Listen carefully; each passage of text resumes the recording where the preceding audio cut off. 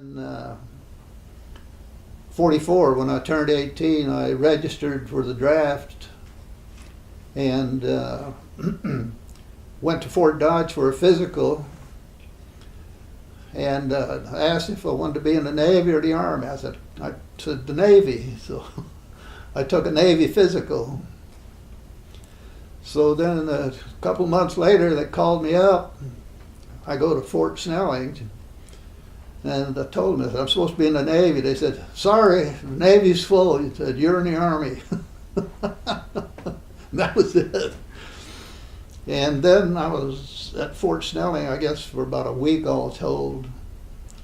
And then they've discovered that I was only about 3 months, 18 years and 3 months old, so they couldn't put me in the infantry. So they sent me to Camp Stewart, Georgia, for radar and searchlight and anti-aircraft training.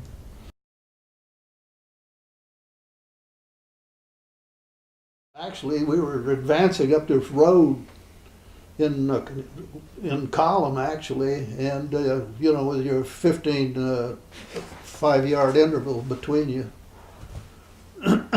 And we were just moving on up, and then these buildings off to the side there, kind of like a stockade, you know. And but evidently the Germans had taken off, and then the prisoners inside there had broken down. I guess they broke down the gate or whatever, you know.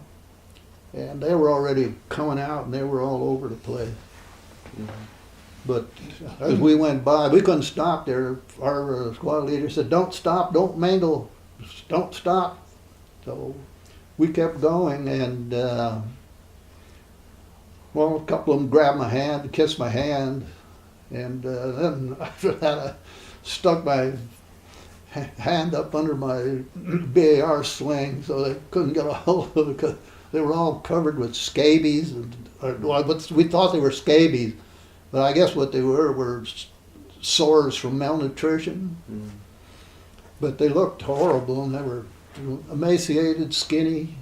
I had never seen, you know, all the time, I came from Iowa, I had never seen anybody that thin. Mm. We didn't even know it when we went along there, and that you know, it was a slave labor camp. We didn't know. They told us later on, about 3 to 4 days later, I said, "Oh, that was a slave labor camp there we went." But then the rear echelon, they came along, they took care of all that stuff. Mm-hmm.